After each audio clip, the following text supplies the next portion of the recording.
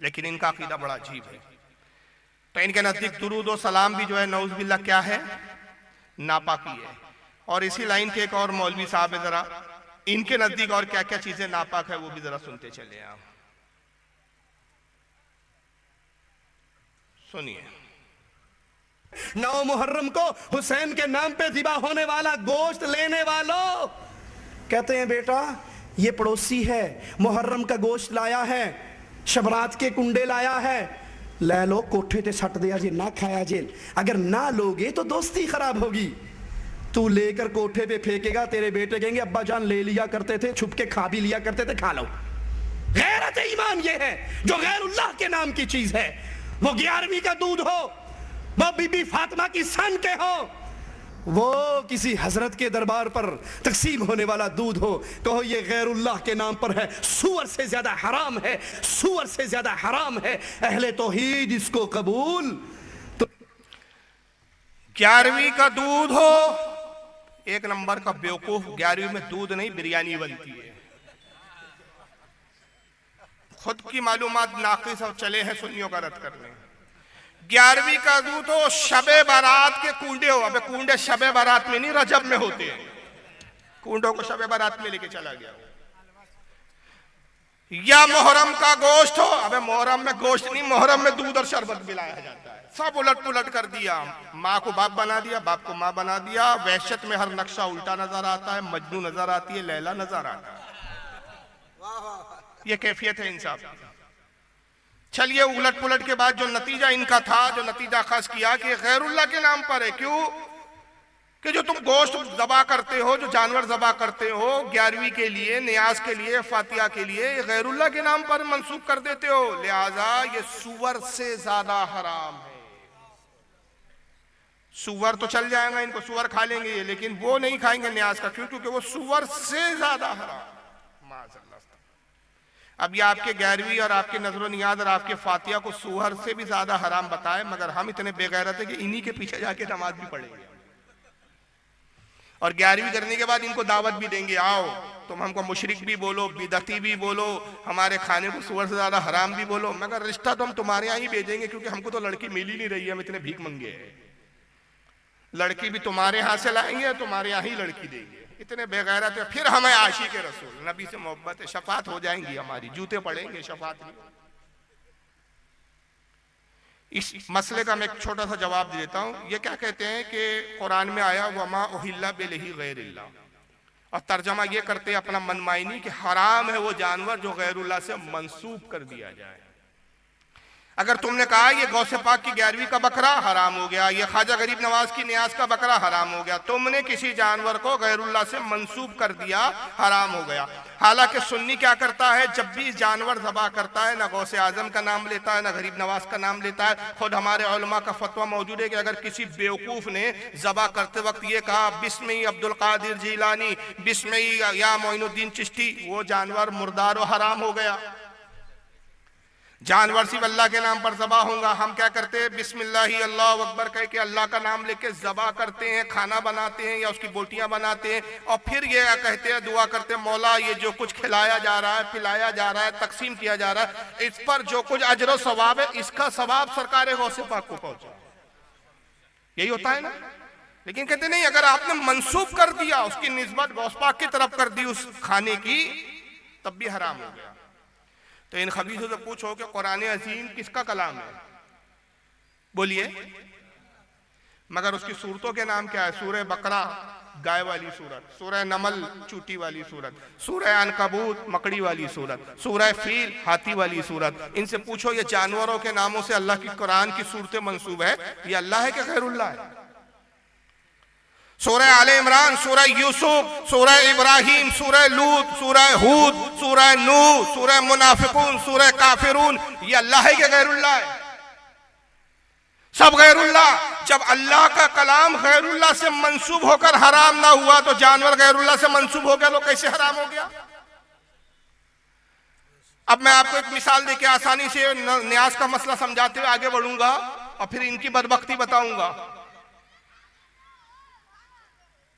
एक जानवर रामदेव बाबा के यहां था, पतंजलि में। मान लीजिए रामदेव बाबा बकरे भी बेचने लगे अब आजकल, पतंजलि में तो हर चीज बेचने की कोशिश कर रहा है वो शख्स। दूध से ज्यादा महंगा तो मूत बेच रहा है। अब बेवकूफ कौम पी रही है, ले रही है। अब कल अगर रामदेव बाबा जी का मूड हो गया बकरे भी हम ही बेचेंगे, बकरे पाला उन्होंने, बकरे बेचा, सील भी लगकर आई भाई रामदेव जी बाबा का बकरा। 2 साल का बकरा आपने रामदेव बाबा से खरीदा या काशीनाथ से खरीदा। आपका एक पड़ोसी गैर मुस्लिम था काशीनाथ, उसने एक बकरे को पाला, खिलाया, पिलाया, परवान चढ़ाया, 2 साल का बकरा हो गया। 2 साल तक लोग कहते रहे काशीनाथ का बकरा है, काशीनाथ का बकरा है। आपने उस जानवर को खरीदा, घर लाए और लाने के बाद छोड़ी ली और कहा बिस्मिल्लाह अल्लाहु अकबर, मुझे बताइए ये जानवर हराम है कि हलाल है? बोलो हलाल है। क्यों? शरीयत को इससे गरज नहीं कि जानवर पाला किसने, किसके नाम से मंसूब था, किसके नाम से पुकारा गया, किसके नाम से जाना गया। शरीयत कहती है कि ज़बा के वक्त अल्लाह का नाम लेना जरूरी। अल्लाह का नाम ले लिया, जानवर हलाल हो गया। मगर एक बकरा मौलाना अब्दुल रहीम साहब ने पाला, खिलाया पिलाया मौलाना अब्दुल रहीम साहब ने, जवान मौलाना अब्दुल रहीम साहब ने बकरे को किया और खरीद के ले गए रामदेव बाबा जी। और रामदेव बाबा ने छुरी उठाए, कहा जय भवानी, काट दिया। अब बताइए वो जानवर आपके लिए हलाल के हराम? क्यों भाई? बकरा तो अब्दुल रहीम साहब का था, मंसूब उनसे हुआ, पाला उन्होंने था, बड़ा उन्होंने किया सारी जिंदगी। जब तक उनके पास रहा लोग कहते रहे भाई किसका बकरा है? मौलाना अब्दुल रहीम साहब का बकरा है। अरे भाई किसका जानवर घूम रहा है? मौलाना अब्दुल रहीम साहब का जानवर घूम रहा है। तो मंसूब तो मौलाना अब्दुल रहीम से होता रहा, निस्बत तो मौलाना अब्दुल रहीम साहब से होती रही, लेकिन तब भी आप कह रहे कि वो हराम हो गया। क्यों? ज़बा के वक्त अल्लाह का नाम नहीं लिया गया। तो पता चला कि ज़बा की शर्त यह है कि ईमान वाला ज़बा करे और दूसरी शर्त यह है कि अल्लाह के नाम पे ज़बा करे। तो सुन्नी चाहे वह नियाज गौसे पाक की हो, चाहे गरीब नवाज की हो, चाहे मखदूम सिमना की हो, चाहे आला हजरत की हो, किसी भी बुजुर्ग की नियाज हो, ज़बा अल्लाह के नाम पे करता है, सवाब बुजुर्ग की तरफ निस्बत करता है, तो कैसे हराम हुआ? तो यह आयत से इस्तेदलाल ही गलत है इनका। और इस पर बहुत सारी तफासिर के हवाले हैं, लेकिन अभी उतना वक्त नहीं है। लेकिन बहरहाल अभी आपने ये देख लिया, जान लिया, सुन लिया कि इनके नजदीक जो जानवर है गैरुल्लाह के नाम से मंसूब कर दिया जाए तो वो क्या हो जाता है? हराम हो जाता है। लेकिन खुद इनके घर का हालत क्या है, इनके अपने घर की खबर नहीं इनको। जरा आइए किताब देख लीजिए आप, थानवी साहब की किताब। क्या नाम है किताब का? बेहश्ती ज़ेवर। अक्सर देवबंदी तबलीगियों के यहाँ किताब मिल जाए। जिल्द नंबर इसकी 2, हिस्सा नंबर 2, सफ़ा 70, मसला नंबर 26। थानवी साहब कहते हैं हाथ में कोई नजस चीज लगी थी, उसको किसी ने जबान से 3 दफा चाट लिया तो भी पाक हो जाएगा, मगर चाटना मना है, हराम नहीं है, नाजायज नहीं है, सिर्फ मना है, रोका है, मना है, ना चाटो। और लेकिन चाट लिया तो पाक तो बहरहाल हो जाएगा। अगर थानवी जी के हाथ में पाखाना लग जाता था तो थानवी जी धोते नहीं थे, 3 दफा चाट लेते थे, हाथ पाक हो जाता था। इनकी किताबें हैं, मौजूद है, बिक रही है। तो कोई बैद नहीं कि जिस इमाम के पीछे आप नमाज पढ़ने जा रहे हैं ना, सोच रहे हैं कि भाई बड़ी अच्छी किरात है, क्या हुआ देवबंदी है, किरात तो बहुत अच्छी करता है, पता नहीं नजासत चाट के आया हो, धोके भी नहीं आया हो। तो बचिए इन लोगों के पीछे नमाज पढ़ने। अब उन थानवी जी को कौन कोई क्या समझाए कि जनाबे आली अगर किसी के हाथ में नजासत लग जाए और वो 3 दफा चाटे तो आप कहते हाथ पाक हो जाएगा। चलो हाथ तो पाक हो गया, जब मुंह से चाटा तो मुंह में नजासत गई तो मुंह का क्या हुआ? अब उसके पाक करने का क्या तरीका है आपके पास? तो अगर कोई पूछ लेता तो शायद अगला मसला बयान करते हैं कि पेशाब के कुल्ले करें तो मुंह भी पाक हो जाएगा। तो ये सोच ही ऐसी थी, अल्लाह ताला की इन पर मार थी कि तुमने दुरूद व सलाम को हराम कहा, तुमने मेरे वली कामिल गौसे आजम की 11वीं को सुअर से ज्यादा हराम कहा, तुमने मुहर्रम के खाने को हराम कहा, तुमने कुंडों को हराम कहा, नजासत चटवाऊंगा तुमसे, चाटो। और यही नहीं बात रुकी, अभी इनके घरों की किताबें देखते चले। एक हवाला भी कोई माइकल गलत साबित कर दे जो चोर की सजा वो मेरी सजा। जरा आइए ये किताब देखें आप सामने, एक मिनट।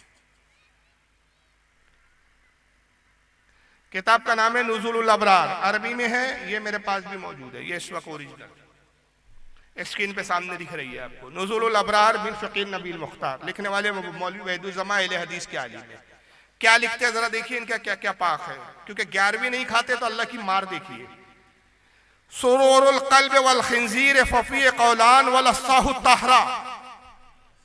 कहते हैं सुअर का झूठा और खिंजीर का झूठा। जिस खाने में सुअर मुंह डाल दे, कुत्ता मुंह डाल दे, उसके बारे में दो कौल है और सही कौल यह है कि वो खाना पाक है।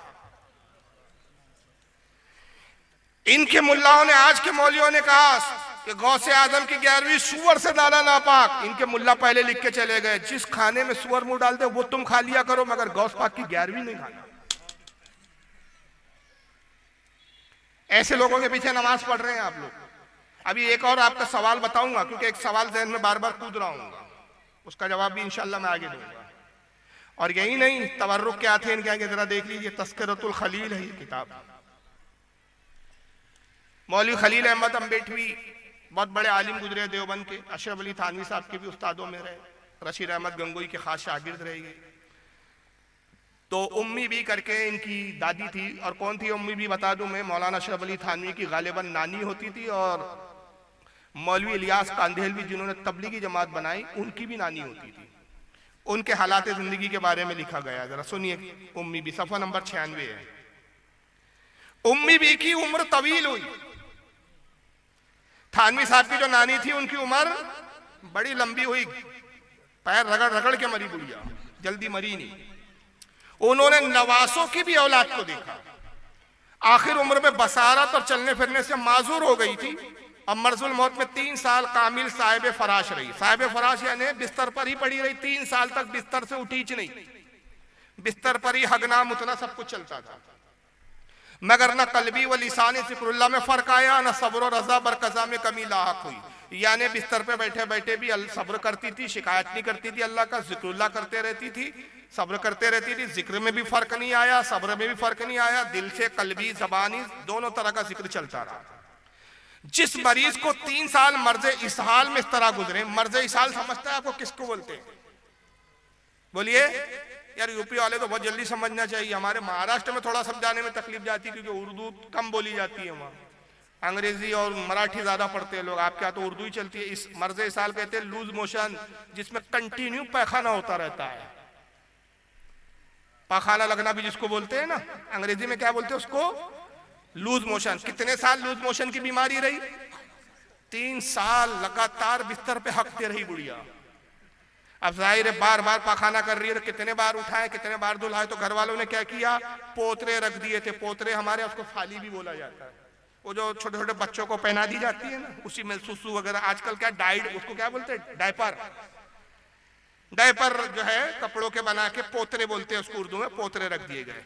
अब मरी बुढ़िया उसी पोतरे में हकती थी, और वो पोतरों में ही पाखाना जज होता रहता था, पतला पतला। क्योंकि जिसको लूज मोशन होते हैं तो गाढ़ा नहीं होता, वो पतला होता है, पानी की तरह, उसमें होता रहता था। अब आगे सुनिए। जिस मरीज को 3 साल मर्ज इसाल में इस तरह गुजरे कि करवट बदलना भी दुश्वार हो, उसके मुतालिक ये ख्याल बेमौका न था कि बिस्तर की बदबू धोबी के यहां भी ना जाएंगी। मगर देखने वालों ने देखा कि गुस्ल के लिए चारपाई से उतारने पर पोतरे निकाले गए जो नीचे रख दिए जाते थे। उनमें बदबू की जगह खुशबू और ऐसी निराली महक फूटती थी कि एक दूसरे को सुंगाता था। लो तुम भी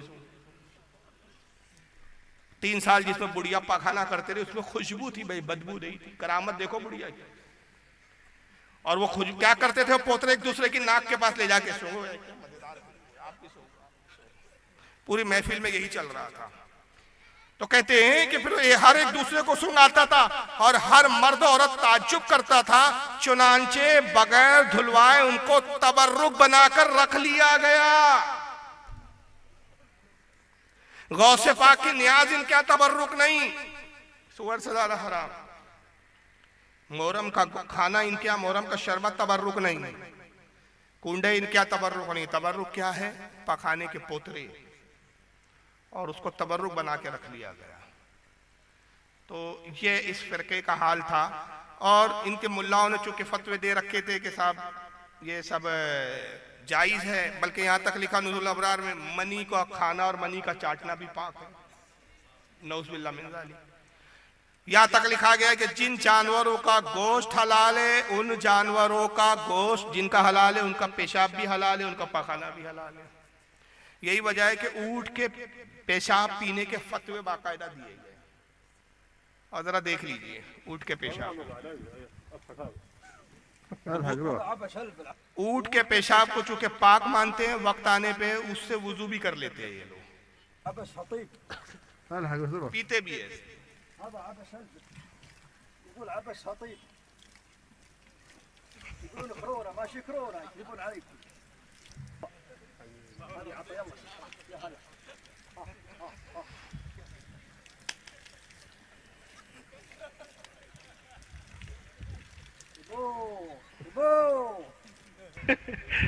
هذا يا شباب صوت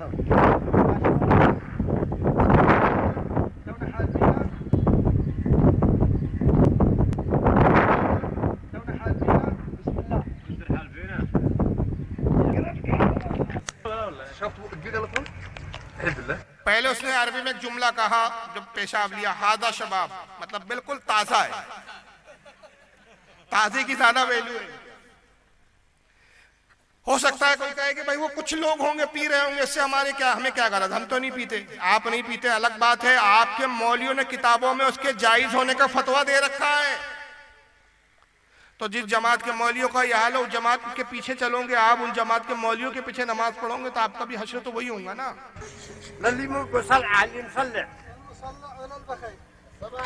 देखिए हादा शबाब,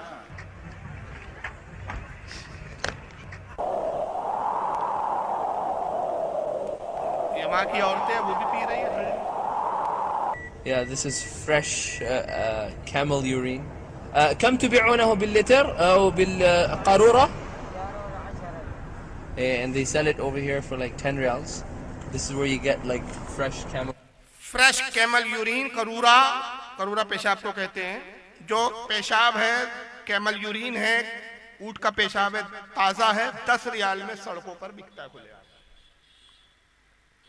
तो ये अल्लाह की मार नहीं है तो क्या है कि तुमने मेरे बुजुर्गान दीन की नियाज को हराम कहा, नजीस कहा, दुरूद और सलाम को नजीस कहा, ये चीजें तुम्हें खानी पड़ेंगी। ये चीजें इनके हलाल कर दी गई। तो ये इस फिरके का रुख है, ये इस फिरके की हालात है। और यही नहीं बल्कि फतावा रशीदिया मेरे सामने यहाँ रखी हुई है, आइए जरा एक किताब देख लें आप। और मैं ये दिखाने से पहले हदीस दिल चाह रहा है कि एक हदीस की तिलावत कर दूं मैं। हज़रत उम्मे सलमा रदी अल्लाह ताला अन्हा सरकार की ज़ौजा मुतार्रा है, सुनन इब्ने माजा और मुसन्नफ़ अब्दुल रज़्ज़ाक़ और बहुत सारी किताबों में हदीस आई है, नसाई में भी है कि हज़रत उम्मे सलमा कहती है कि आका सल्लल्लाहु अलैहि वसल्लम की आदत करीमा थी कि सरकार रोज़ाना फज्र की नमाज के बाद दुआ फरमाते थे। दुआ में ये अल्फाज फरमाते थे, अल्लाहुम्मा इन्नी असअलुका इल्मन नाफ़िअ व रिज़्क़न तय्यबा व अमलन मुतक़ब्बला। तर्जमा ये होता है कि ऐ अल्लाह मुझे इल्म नाफ़े अता फरमा, वो इल्म दे जो नफा बख्श हो, फायदे बख्श हो। व रिज़्क़न तय्यबा, और मुझे पाकीज़ा रिज़्क़ अता फरमा। हुजूर की निगाह देख रही थी आने वाले दौर में ऐसे खबीस आएंगे, मेरे उम्मती कहलाएंगे और नजीस और नापाक चीजों को अपनी गिज़ा बनाएंगे। तो उन्होंने उम्मत को तालीम दी कि पाकीज़ा गिज़ा खाओ और अल्लाह की बारगाह में पाकीज़ा गिज़ा का ही मुतालबा करो। सिर्फ खाना मकसद नहीं है, खाने के साथ ये भी देखना जरूरी है कि हलाल और पाकीज़ा है या नहीं। अब ये फतावा रशीदिया मौलवी रशीद अहमद गंगोई साहब की, जो अशरफ अली थानवी साहब के उस्ताद रहे हैं। तबलीगी जमात के बानी मौलवी इलियास कांदेली के पीर साहब थे। सफ़र नंबर 597, इनसे एक सवाल किया गया, इनके फतावे की किताब है। सवाल ये है कि जिस जगह ज़ागे मारूफा को अक्सर हराम जानते हो, ज़ागे मारूफा का मतलब क्या होता है? ये फारसी का जुमला है, ज़ाग यानी कौवा और मारूफा यानी मशहूर, मशहूर और मारूफ कौवा। तो मशहूर और मारूफ कौवा किस रंग का है? काले का सफेद रंग का? काले रंग का मशहूर होता है ना, और वही ज्यादातर होता है, सफेद तो देखने को भी नहीं मिलता। तो सवाल पूछने वाला कहता है कि जिस जगह काले मशहूर कौवे को खाना हराम जानते हो लोग, खाने वाले को बुरा कहते हो, अगर कोई काला कौवा खाए तो उसको बुरा भी कहते हैं लोग, तो ऐसी जगह इस कौवा खाने वाले को कुछ सवाब होगा या ना सवाब होगा ना अजाब, या सवाब होगा नहीं होगा या होगा, और या अजाब होगा, क्या होगा आखिर? गंगोई साहब छोटा सा जवाब देते, जवाब सवाब होगा। गाय खाने पर सवाब नहीं है, बकरा खाने पर सवाब नहीं है, मुर्गी खाने पर सवाब नहीं है, लेकिन काला कौवा खाने पर सवाब है। तो कौवा ये खाएंगे नजासत वाली चीजें ये चाटेंगे, पखाने को तबर्रुक बना के ये रखेंगे, सुअर का झूठा ये खाएंगे, सुअर का झूठा ये चाटेंगे, और हम पे फतवा लगाएंगे कि दुरूद व सलाम नापाक है। तो अपना गिरेबान तो झांक के देख लो। और ये फतवे तक बात नहीं रही, ये जीता जागता एक मौलवी सुन लो जिसका नाम है मौलवी तारिक मसूद। ये क्या कहते हैं? कौवा हराम है या हलाल खाना जायज़ है? क्योंकि आजकल मार्केट में बहुत चला हुआ है कि ये लोग कौवे खाते हैं, ये नहीं। अल्लाह खैर करे। कौवा जो है ना, कौवा शक्ल से तो हलाल नहीं लगता। रोक रहा हूं मैं, कौवा जो है ना शक्ल से हलाल नहीं लगता। यानी वहाबियों को इतना करार है कि शक्ल सूरत से वह हलाल नहीं है, लेकिन हमारे अब्बा जान बोल के सवाब मिलेगा तो अब उसको निभाना है। तो अब कैसे निभाया जा रहा है जरा सोचिए। लेकिन कौवे को अगर बंद करके साफ ग़िज़ा खिलाई जाए चंद दिनों तक, तो फिर उसका खाना हराम नहीं है। समझ रहे? इस पे क्लिप नहीं बना देना कौवा हलाल लेकिन यहाँ बतवाया। अच्छा बोल भी रहा, मसला बता रहा, बोलता क्लिप मत बना देना। यानी डर है कि फारूक रज़वी के हाथ लग गई तो परख से उड़ा देगा मेरे, क्लिप मत बना देना। लेकिन बदबख्तों ने क्लिप बना दिया और मजाक हो गया उसका। कौवा शक्ल सूरत से तो हराम लगता है, जायज नहीं लगता, लेकिन अगर उसको बांध दिया जाए, कुछ दिन तक रख दिया जाए और कुछ साफ सुथरी ग़िज़ा खिलाई जाए तो फिर हलाल है। कल को इनका दिल चाहेगा तो कहेंगे भाई सुअर हराम है, पाखाना खाता है, लेकिन उसको बांध दिया जाए, अच्छी ग़िज़ा खिलाई जाए तो वो भी हलाल है। जबकि सही हदीस में सुनन इब्न माजा की हदीस है, हज़रत अब्दुल्लाह इब्न उमर से किसी ने पूछा कि हुजूर ये बताएं क्या कौवा खाना हलाल है? आपने फरमाया अल्लाह के रसूल ने उसको खबीस करार दिया, फासिक करार दिया। जिसको हुजूर ने खबीस और फासिक कहा वो कैसे हलाल हो सकता है? सरकार ने कहा 5 जानवर ऐसे हैं, 5 जानदार ऐसे हैं जिसपे एहराम की हालत में हाजी को उन जानवरों को हरम के अंदर मारना जायज, जबकि एहराम की हालत में हाजी को किसी भी जानवर को मारना जायज।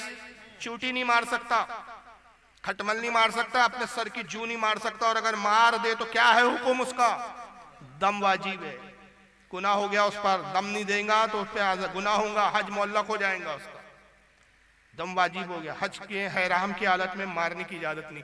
मगर 5 जानवर ऐसे मूजी जानवर है जिनके बारे में हुजूर ने कहा कि इनको एहराम की हालत में भी मार सकते हो और हरम में मार सकते हो। एक है बिच्छू, दूसरा फरमाया सांप, तीसरा फरमाया चील, चौथा फरमाया चूहा और 5वां फरमाया कौवा। कौवे को किस कैटेगरी में रखा गया है? बिच्छू, चूहा, सांप, चील, इन जानवरों की कैटेगरी में कौवा को रखा। तो इन्होंने कौवा खा लिया, कल बस चलेगा तो सांप भी खाएंगे, बिच्छू भी खाएंगे, चूहा भी खा जाएंगे। अब देखिए जब ग़िज़ा ऐसी होती है, हुजूर ने क्या कहा? मैंने दुआ हुजूर की आपके सामने अर्ज की कि सरकार ने कहा कि अल्लाह मुझे पाकीज़ा ग़िज़ा अता फरमा व रिज़्क़न तय्यबा, इसलिए कि रिज़्क़ के असरात होते हैं। एक मकाम पे फरमाया सरकार ने कि जब किसी के बदन में लुक़मा हराम चला जाता है 40 दिन उसकी इबादत कबूल नहीं होती। ये रिज़्क़ के भी असरात ज़ाहिर होते, 40 दिन उसकी इबादत कबूल नहीं होती। एक रिवायत में कि 40 दिन दुआ कबूल नहीं होती, एक लुक़मा भी अगर हराम का शिकम में चले जाए। तो जब कौवे खाएंगे, नजासत चाटेंगे तो असरात क्या होते हैं? मैं एक दीवाने को दिखा देता हूं, ये कौवा खाने का नतीजा है, जरा देख लीजिए इसको। जलते हैं जिसके लिए तेरी आंखों के दिए, ढूंढ लाया हूँ वही गीत मैं तेरे लिए। ऐसा मौलवी देखे जो गाना भी गाता हूँ, फिल्म भी। अब इतना मॉडर्न मजहब होगा तो कौन नहीं जाएगा इनकी तरफ?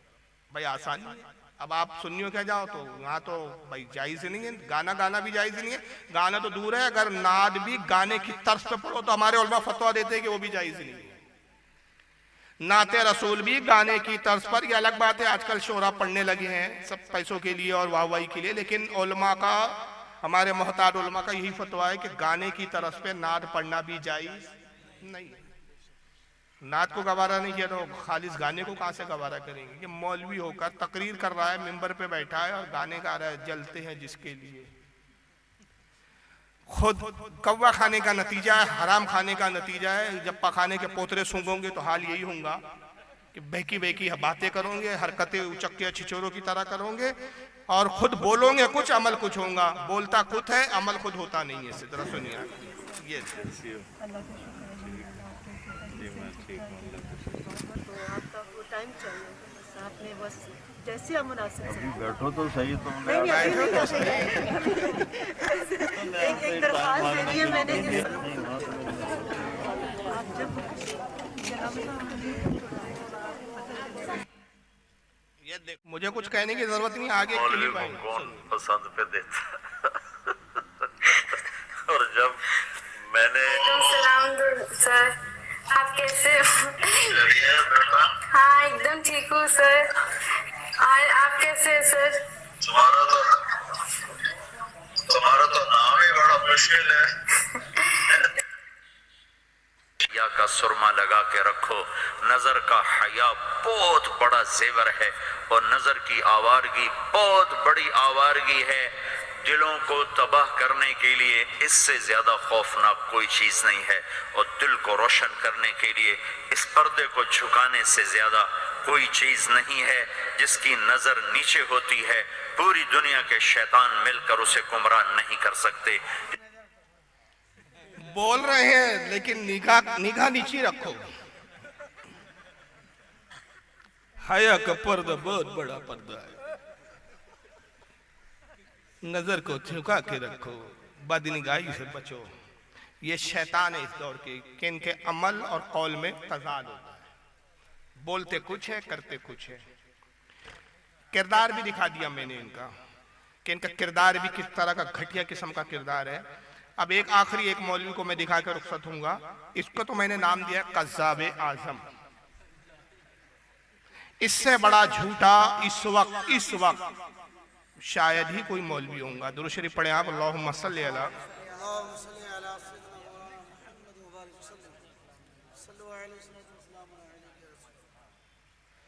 तीन मौलवी मैं दिखाऊंगा यहाँ पर।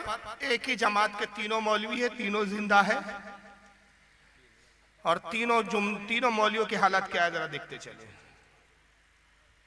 ये पहले मौलवी साहब को देखें, जानते हैं इनको आप? यह है कज़्ज़ाबे आज़म। इतनी बेहयाई और इतनी ढटाई के साथ झूठ बोलता है कि इसका बाप इब्लीस भी इसकी गुफ्तगू सुन के मुंह में उंगली दबाता और कहता है मेरे बच्चे तूने मुझसे ज्यादा तरक्की कर ली है। झूठ बोलने में तो इतनी तरक्की मैंने भी नहीं किया। जरा सुनिए जर्जिस को, एक किस्सा सुना रहा है, बाद में तफसीर हम करेंगे। किस्सा सुन लीजिए पहले। एक किताब आती है सीरत गौसे पाक के नाम से, इंडिया की छपी हुई है, बॉम्बे से छपी हुई है। सीरत गौसे पाक हाजी अली की दरगाह पे मिल जाएगी, थोक के भाव बिकती है किताब। कीमत भी बहुत ज़्यादा नहीं है, सिर्फ 75 रुपये इंडियन करेंसी। लिखा है 181 सफ़े पर देखेंगे, लिखा हुआ है गौसे आजम दस्तगीर। अब दस्तगीर का माना देखिए क्या लिखा हुआ है। बड़े पीर साहब ने अल्लाह से कहा कि दिखाओ ये सातों आसमान तूने कैसे बनाए। मैं ये दिखलाना चाहता हूं शिर्क के नुकसानात क्या हैं। जब शिर्क इंसानी जिंदगी में आता है तो ये अल्लाह के मकाम और मर्तबे को किस तरह घटाता है। बड़े पीर साहब अल्लाह से कह रहे हैं, गौसे पाक अब्दुल कादिर जिलानी, के मुझे दिखलाओ ये सातों आसमान तूने कैसे बनाए। गोया कि ये इंजीनियर थे, सिग्नेचर इनको करना थे। अल्लाह ताला इनको लेके चला। पहला आसमान देखा, कहा बिल्कुल ठीक। दूसरा देखा, कहा मुस्तहसन, अच्छा है। तीसरे को भी पास कर दिया। चौथे आसमान पर जब अल्लाह पहुंचा तो उसको भी पास कर दिया कि ये भी ठीक। छठे आसमान पर जब अल्लाह पहुंचा, पांचवां छठे पर, तो वहां से अल्लाह का पैर फिसला। बड़े पीर साहब का पैर नहीं फिसला, मैं बोलने में गलती नहीं कर रहा हूं। अल्लाह का पैर फिसला और छठे आसमान से अल्लाह गिरा और वो गिरकर नीचे चौथे आसमान पर आया। बड़े पीर साहब ने अपना दाहिना हाथ बढ़ाया और अल्लाह को खींच लिया, पकड़ के उनको उठा लिया। गिरने से, जमीन पर आने से उनको रोक लिया, हाथ पकड़ा और उनको खींचा और ऊपर चढ़ा लिया। उस दिन से उनका नाम पड़ गया दस्तगीर, हाथ बढ़ाकर अल्लाह को खींचने वाला। ये दस्तगीर का माना ये है।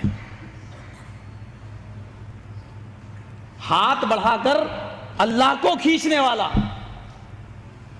मैं समझता हूं कि अल्लाह की जो रुसवाई और जिल्लत इस फिरके ने की है, शायद हिंदुओं की मजहबी किताबें भी अगर आप पढ़ डालें तो ये नहीं मिलेगा आपको। बहरहाल इन्होंने हम अहले सुन्नत का रद्द किया और रद्द करके एक किताब का हवाला बयान किया। अब हमारी कौम कहेंगे देखिए वो भी तो किताबों से बात कर रहे हैं, अगर आप स्क्रीन पे दिखा रहे हैं, आप हाथ में लेकर दिखा रहे हैं किताबों के हवाले, तो हमारे मौलाना ने भी हवाले से तुम्हारी गलती बताई है कि तुम्हारी एक किताब है बरेलियों की, किताब का नाम है सीरत गौसे पाक। किताब कहाँ मिलती है? ये हाजी अली की दरगाह पे मिलती है, थोक के भाव मिलती है, कीमत 75 रुपए है। बंबई से छपी है, इंडिया से छपी है, यानी कहाँ से छपी ये भी मौलवी जी ने बता दिया, कीमत भी बता दिया, फिर सफ़ा नंबर बताया, 181 की सफ़े पर लिखा हुआ है। मगर जो नहीं बताया वो क्या था, जो बताना जरूरी था वही जान है किताब की। लिखने वाला कौन? इसकी अम्मा है कि इसका अब्बा है? कौन है भाई? मैंने जितनी किताबें आपको दिखाई बताया ना, किसने लिखा, किस जमात से, किसका क्या ताल्लुक है, कुछ नहीं, बस सुना दिया। फिर उस किताब में 181 सफ़े पे लिखा है कि गौस पाक ने अल्लाह से कहा तूने आसमान कैसे बनाया मुझे दिखा। अल्लाह गौस पाक को आसमान में ले गया। छठे आसमान पर जब अल्लाह पहुंचा गौस पाक को लेकर, छठे आसमान से अल्लाह का पैर फिसल गया, अल्लाह गिरा, चौथे आसमान तक आया, गौस पाक ने अपना दाहिना हाथ बढ़ाया, अल्लाह को गिरने से बचा लिया। उस दिन से उनका नाम पड़ गया दस्तगीर। यह वाकया इनकी अम्मी ने सुनाया इनको और रिवायत इनके अब्बा ने किया। 12 साल हो गए हम यही पूछ रहे किताब कहाँ है, दिखाओ, किताब कहाँ है, दिखाओ। तो कज़्ज़ाब आज़म आज तक किताब दिखाने के लिए तैयार नहीं। यहां तक बोला मैंने कि यूपी इटावा का रहने वाला है, आप ही के यूपी इटावा का है। भाई मैं तेरे घर खुद आऊंगा, अपने खर्च पर आऊंगा, अपने टिकट पर आऊंगा, अकेले आऊंगा, तन्हा आऊंगा, एक वीडियो कैमरा लेकर आऊंगा, सिर्फ तेरे घर में बैठेंगे, तू किताब दिखाएंगा, मैं वीडियो रिकॉर्डिंग करूंगा, वीडियो बनाऊंगा, ऐलान कर दूंगा हाँ जर्जी साहब ने किताब दिखाई, हम बरेलियों की किताब है, फला मौलाना ने लिखा और ये गलत लिखा, ये शिरक है, कुफ्र है, ये मौलाना काफिर है, हम भी ऐलान कर देंगे। लेकिन आज तक किताब दिखाने के लिए तैयार नहीं। वजह यह है कि ऐसी कोई किताब है ही नहीं कि जिसमें इस तरह का वाक़या लिखा। लेकिन ये जमात कितनी झूठी है कि सुन्नियों को बदनाम करने के लिए इन्होंने अपना जहन्नम ऐसी बढ़ाया है कि सुन्नियों पे तोहमतें लगाई, झूठे किस्से मंसूब किए, झूठी कहानियां उनसे मंसूब की, झूठी किताबों के नाम लिए और कौम को उल्लू बना के कि देखो साहब सुन्नी बरेलियों के अकीदे बड़े खराब है, ये पक्के मुशरिक है, पक्के बिद्दती है। ये बता बता कर, झूठ बता बता के अपना जहन्नम इन्होंने इसी तरह बढ़ाया है। और इनकी हालत उस जंगली सुअर की तरह है कि एक सुअर गड़े में गिरता है तो कतार में पूरे सुअर गिरते हैं। अभी जर्जी साहब को आपने सुना कि इन्होंने कहा कि अल्लाह ताला कहां से गिरा था। अब उसी जमात के दूसरे मौलवी को सुनिए, वो कहां से गिराता है अल्लाह ताला को, जरा सुनिए, वाकया वही है। आपने इसका नाम है हाफिज जावेद उस्मान रब्बानी। एक लफ्ज जरा ज्यादा बहुत मशहूर है, पीराने पीर अब्दुल कादिर जीलानी का, मालूम है? हाँ, दस्तगीर। दस्तगीर बहुत मशहूर है और लोग भी क्या हैं, बहुत से लोग दस्तगीर रखे हुए भी हैं। तो दस्तगीर है हाथ पकड़ने वाला। और ये लक़ब अब्दुल कादिर जिलानी को कैसे हुआ मालूम है आपको? इसके बारे में वाक़िया लिखते हैं, कहते हुए भी डर लगता है कि कहीं हमारे तौहीद में खलल ना आए, लेकिन इस वजह से नकल कर रहा हूं ताकि तौहीद आपके जहनों में बैठ जाए। तो लोग लिखते हैं कि एक मर्तबा अल्लाह और अब्दुल कादिर जिलानी दोनों सैर को गए थे। हाँ, सैर, बाग में टहलते टहलते, बाग में टहलते टहलते, नऊज़ु बिल्लाह सुम्मा नऊज़ु बिल्लाह, अल्लाह का पैर फिसला गए, अब्दुल कादिर जिलानी पकड़ को उठाए गए। हाँ, याद रखिए, ये बिल्कुल उसी के लिए वह नाम पड़ा हुआ है। दस्तगीर इसलिए कहते हैं कि अल्लाह को गिरने से बचाया, मगर अब इस बार अल्लाह कहां गिरा? बाग में। जर्जिस ने आसमान बताया, सेकंड मौलवी साहब ने क्या कहा? वाकया वही था, सिर्फ जगह बदल गई। अब हो गया वो क्या? बस जिस मौलवी के जो मुंह में आता बकता है। अब ये दो मौलवी क्या कम थे कि तीसरे साहब उठे, कहा तुम्हारा बाप हूं मैं, रुको मैं भी आ रहा हूं। अब इन्होंने तीसरे मौलवी साहब ने ये वाकया सुनाया, नाम है मौलवी खलीलुर रहमान। इनको सुनिएगा। एक किताब है, मैं हैरान होता हूं, इंडिया में छपी, इंडिया से एक किताब छपी, पीर अब्दुल कादिर जिलानी की सीरत। उसका नाम है सीरत गौसे आज़म। सीरत गौसे आज़म।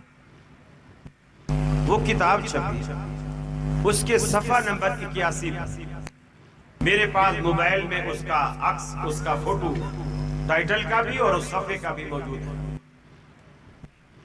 उसके सफा 81 पर पीर साहब की को जो हम दस्तगीर बोले कहते हैं, वो क्यों कहते हैं इसकी वजह तस्मिया लिखते हैं। कहते हैं कि अल्लाह ताला और पीर अब्दुल कादिर जिलानी दोनों जन्नत में सैर करते हैं, दोनों जन्नत में सैर करते हैं। आगे केले का छिलका पड़ा हुआ था, नऊज़ बिल्लाह, नऊज़ बिल्लाह, नऊज़ बिल्लाह। अल्लाह की नजर न पड़ी, पांव पड़ गया। केले के छिलके पर अल्लाह की नजर न पड़ी, पांव पड़ गया। फिर केले का छिलका क्या करता है वो तो आपको पता ही है। अल्लाह फिसल गया, नऊज़ बिल्लाह मिन ज़ालिक। और पीर अब्दुल कादिर जिलानी चूंकि हाथ पे हाथ दे के चल रहे थे जन्नत में, तो जब अल्लाह ताला नऊज़ बिल्लाह फिसले तो पीर साहब ने फौरन हाथ खींच लिया, तो अल्लाह को गिरने से बचा, अल्लाह ताला को गिरने से बचा। तो अल्लाह ताला ने कहा, ऐ अब्दुल कादिर जिलानी, तूने हमारा हाथ पकड़कर हमें गिरने से बचाया है, जाओ आज से तुम्हारा लक़ब दस्तगीर। मजमा, सुभान अल्लाह, सुभान अल्लाह। अच्छा ब्याज आलम देखिए, बता रहा था किताब में लिखा है मेरे मोबाइल में, और अब बोलता मजमा सुभान अल्लाह। तो मजमा सुभान अल्लाह मतलब बयान कर रहा था क्या कोई? और तो खुद ही याद ही नहीं क्या बोलता। तो एक मौलवी कहता है आसमान से अल्लाह गिरा, गौस पाक ने छठे आसमान से गिरा, चौथे आसमान तक अल्लाह आया, गिरने से बचाया। दूसरा मौलवी कहता है बाग में फिसला अल्लाह, तो अल्लाह को गौस पाक ने बचाया। तीसरा मौलवी कहता है जन्नत में सैर कर रहे थे, केले के छिलके पे फिसल गया। तीन मौलवी है, वाकया एक है, बातें अलग अलग है। इससे साबित होता है कि ये पूरी जमात झूठों की जमात है। इनका काम से सुन्नियों को बदनाम करना, क्योंकि इनको अपने सऊदिया की रियालों पे इनकी नजर है कि जितना हम झूठ बोल बोल के अपनी इस जहन्नम की जमात को बढ़ाएंगे, उतना हमारे सऊदी आका हमको ज़कात और खैरात देंगे। अब हमारा सिर्फ एक मुतालबा है, हमें अभी इससे गरज नहीं कि वो अल्लाह ताला का जो तुम वाकया सुना रहे कि वो जन्नत में गिरा, कि आसमान में गिरा, कि बाग में गिरा, अबे है किस किताब में वो तो दिखा दो, बेहयाओ बेशर्मो। लेकिन इस तरह की कोई किताब है ही नहीं। तो ये सिर्फ सुन्नियों को बदनाम करने के लिए इस तरह की झूठी बातें, और ये भूल जाते हैं कि सुन्नियों को बदनाम करने के चक्कर में एक तो हम झूठ बोल रहे हैं, झूठ के साथ फिर अल्लाह की तौहीन कर रहे हैं माज़अल्लाह। इसमें सरकार गौसे आजम की भी तो तौहीन है ही, लेकिन उससे बढ़कर अल्लाह की तौहीन है कि कहते हैं अल्लाह आसमान से गिरा, या बाग में गिरा, या जन्नत में गिरा, जबकि हमारा अकीदा यह है कि अल्लाह आने जाने चलने फिरने से पाक, वो जिस्मो जिस्मानियत से ही पाक है। ना वो कहीं आता है, ना जाता है, ना वो गायब है, वाजिबुल वजूद है, बस खत्म बात। और एक आखिरी क्लिप दिखा रहा हूं ताकि बहुत संजीदा गुफ्तगू हुई, और किसी को कोई सवाल पूछना हो तो बिल्कुल इजाजत है कि वो किसी भी तरह का सवाल पूछ सकते हैं। इसी पर मैं ये इख्तिताम करूंगा ताकि मजलिस थोड़ी सी हंसी खुशी पर इख्तिताम पजीर हो, क्योंकि बातें ज़्यादातर संजीदा ही बातें रही। तो आप दुरूद शरीफ पढ़ लें, अल्लाहुम्मा सल्लि अला सय्यिदिना मौलाना मुहम्मदिन अदद मा फिल मिल्लहि सलातन दाइमतन बिदवामिन मुल्किल्लाहि सल्लल्लाहु अलैहि। ये अभी लॉकडाउन के बाद बिहार में जलसा हुआ इसी जर्जिस कज़्ज़ाब का। इसकी तारीफ करते हुए इसका एक साथी मौलवी है तौहीद आलम, ये क्या कहता है जरा पहले इसको सुनिए। देखता हूं मौलाना जर्जी साहब के तकरीर के बाद कितने लोग हैं, कितने मोहब्बत रखने वाले हैं कि जाओ मौलाना का आने जाने के खर्च के बराबर पैसा हम दे के जाएंगे। अगर नहीं दे के जाते हैं तो इससे बढ़कर इस्लाम की बेइज्जती और क्या होगी। अगर नहीं दे के जाते हैं तो इससे बढ़कर इस्लाम की बेइज्जती और क्या होगी। अच्छी जाहिल है, बोलता मौलाना के आने जाने के खर्चे के बराबर ही चंदा दे दो कम से कम, और अगर चंदा नहीं दिया तो इसमें इस्लाम की बेइज्जती हो जाएगी। यानी जर्जिस को चंदा देने पर इस्लाम की इज्जत है, कुछ भी मंतिक लाते हैं। ये मुस्लिम लॉकडाउन के बाद बिहार, मैं आपसे यही गुजारिश करके जाना चाहता हूं आपके सामने अब शहनशाही खिताबत हजरत मौलाना मोहम्मद जर्जीस साहब चतुर्वेदी इटावा यूपी तशरीफ ला रहे हैं। आप हजरात उनकी तकरीर को बड़ी दिलजमी, हल्ला ना करें, शोरगुल ना करें, बड़ी शांति के साथ उनकी तकरीर को सुने। इनकी तकरीर को सुनने के लिए पूरे अरब व अजम, पूरी भारत के अंदर अल्लाह ने ऐसी तकरीर का मलका दी है कि अल्लाह का शुक्र है कि किसी भी मजहब में, किसी भी मसलक में इतने अच्छे, इतने बड़े और इतने कम उम्र में ऐसा खतीब अभी हिंदुस्तान पे नजर नहीं आ रहा है। हिंदुस्तान पाकिस्तान में एक पर एक खतीब तो है, लेकिन सबों पर फाइज हजरत मौलाना जर्जी साहब चतुर्वेदी हैं और हो जाते हैं। ये अल्लाह की तरफ से देन है। कुदरत ने ऐसी कुव्वत गोयाई और ऐसी जबान पे मिठास और मलका अता की है कि पूरी दुनिया में एक तकरीर का धूम मचाया है। कुछ लोगों ने तो यहाँ तक मुबालगा आराई की है कि हजरत आदम के बाद आज तक की तारीख में मौलाना जर्जी जैसे खतीब ही दिखाई नहीं मिलता है, सबूतों में नहीं मिलता है। कुछ लोगों ने तो यहाँ तक मुबालगा आराई की है कि हजरत आदम के बाद आज तक की तारीख में मौलाना जर्जी जैसे खतीब ही दिखा। हजरत आदम से लेकर आज तक ऐसा खतीब ही पैदा नहीं हुआ है। तो हजरत आदम से लेकर रसूलुल्लाह तक जितने अंबिया और जितने पैगंबर गए कोई खतीब नहीं था, यही एक नमूना पैदा हुआ। हजरत अली की फसाद कुछ नहीं, गौसे आजम के खुतबात कुछ नहीं, कोई खतीब पैदा ही नहीं हुआ। आदम के बाद बस डायरेक्ट यही तशरीफ लाए हैं जनाब।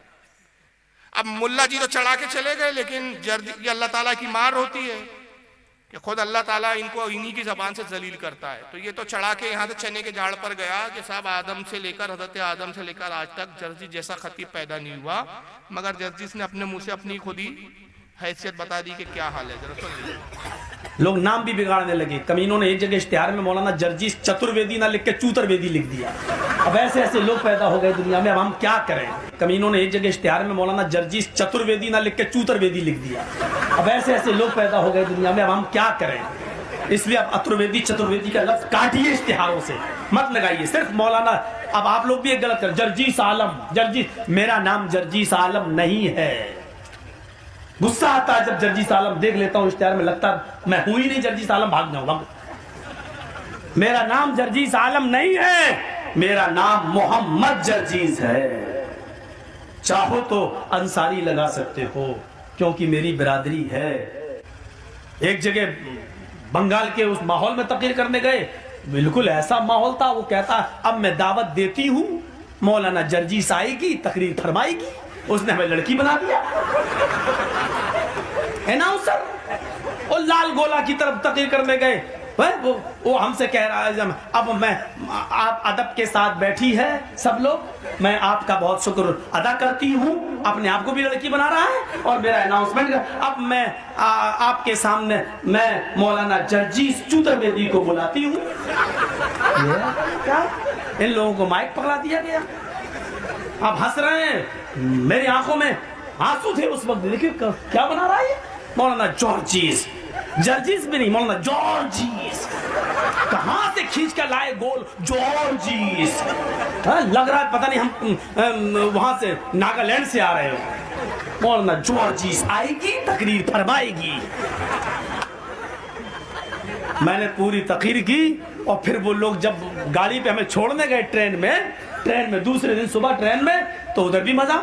अब हम कोई चलो, अब जैसी गाड़ी हमसे कहते हैं ढुकिन दादा, ढुकिन ढुकिन ढुकिन। हमने क्या, गाड़ी खुल गया। और मैं जल्दी से घुस गया। मैंने कहा ये ढुकिन ढुकिन क्या होती है, ये ढुकिन ढुकिन। और गाड़ी खुल गया और मैं जल्दी से चढ़ गया गाड़ी में चलती हुई। अब वो बाय बाय टाटा होने लगी। कहता मौलाना साहब हाँ, आइंदा साल फिर आएगी। हमने कहा ऑपरेशन करा के आएगी। अब तो बहरहाल आदम के बाद ऐसे खतीब नहीं हुए, और ये बता रहा मेरा नाम तो जर्जीस की जगह चतुर्वेदी कर दिए, चतुर्वेदी की जगह तो है ही तो चतुर्वेदी। और फिर उसके बाद कहता है कि वो जाने लगे तो कहा भैया अगले साल फिर आएंगी, तो बोले ऑपरेशन करा के आएंगी। तो अगर गलती से आपके इलाके में आ जाए तो आप पूछ लेना ऑपरेशन करा ली, पूछ लेना एक बार। तो बहरहाल चलिए, मैंने हर पहलू आपके सामने रखने की कोशिश की। वक्त ज़्यादा हो गया है, काफ़ी वक्त हो गया है, और मुख्तसर जितनी भी तकरीर में मैं जो कुछ दिखा सकता दिखाया। अकीदे भी दिखा दिया, किरदार भी दिखा दिया कि इनके किरदार भी कैसे हैं, अकीदे भी कैसे हैं। अब हो सकता है कल ये आपके जहन में शुबा कोई डाले कि भाई जिस मौलाना के पीछे आप नमाज पढ़ते हो वो तो इस तरह की बातें नहीं करते, उनका तो ये अकीदा नहीं है। हम जिस मौलाना के पीछे, अगर वो वहाबी देवबंदी भी है, उनके पीछे तो हम नमाज पढ़ रहे, तो उन्होंने तो ऐसी सब बातें नहीं कही। तो याद रखिए, काफिर को काफिर ना कहने वाला भी काफिर होता है। चोर को जो चोर ना समझे वो भी चोर समझा जाता है। चोर को अच्छा समझने वाला भी मुजरिम होता है। और इस्लाम का अकीदा है कि जो गुस्ताख है, काफिर है। ये इस्लाम का बुनियादी बेसिक अकीदा है कि आपको गलत को गलत कहना पड़ेगा। और इसी बुनियाद पर उलमा अहले सुन्नत ने मुस्तकिल फतावे दिए, इस पे इजमा है कि मन शक फी कुफ्र ही वज़ाब ही फ़कत कफर, जो किसी काफिर के कुफ्र और अजाब में शक करे वो भी काफिर है।